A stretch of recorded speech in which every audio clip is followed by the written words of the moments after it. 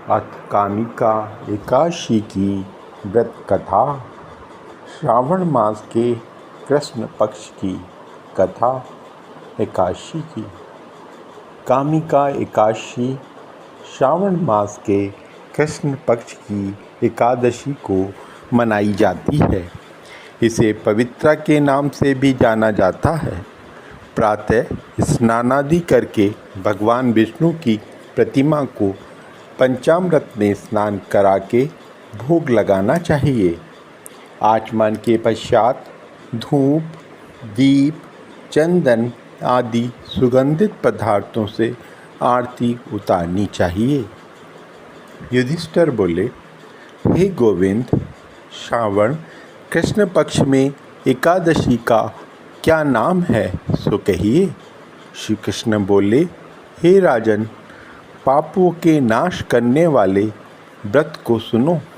प्राचीन समय में नारद जी के पूछने पर ब्रह्मा जी ने उनसे कहा है, इस उत्तम व्रत को मैं तुमसे कहता हूँ। इस एकादशी का नाम कामिका है। इसके सुनने मात्र से अश्वमेघ का फल मिलता है।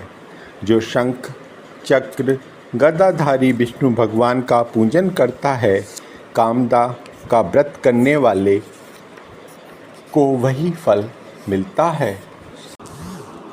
सामग्री समेत ब्याई गौ का दान करने से जो फल मिलता है, वही फल कामिका का व्रत करने वाले को प्राप्त होता है। जो उत्तम मनुष्य श्रावण में श्रीधर भगवान का पूजन करता है, उसको देवता, गंधर्व, उरग, पन्नग सबके पूजन का फल मिल जाता है। इसलिए कामिका एकादशी के दिन हरि के यत्न से पूजन करना चाहिए। इससे बढ़कर पवित्र और पापों को दूर करने वाला व्रत नहीं है।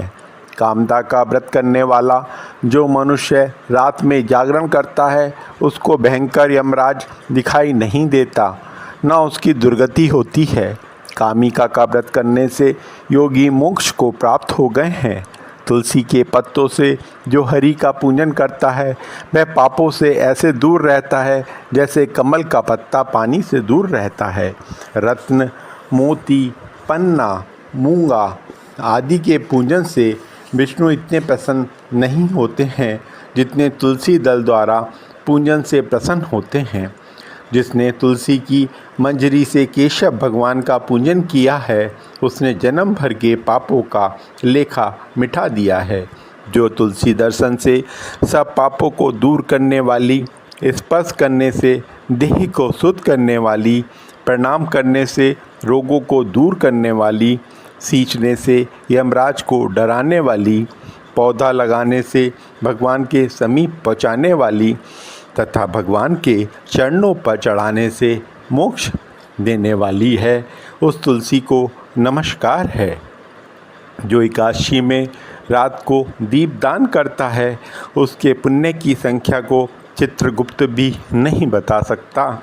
एकादशी के दिन जिसका दीपक भगवान के सामने जलता है, उसके पितर स्वर्ग में जाकर अमृत पीकर तृप्त हो जाते हैं। घी अथवा तेल से दीपक जलाने वाला मनुष्य करोड़ों दीपकों से प्रकाशित होकर सूर्यलोक को जाता है। ये कामिका एकादशी की महिमा मैंने तुमसे कही है।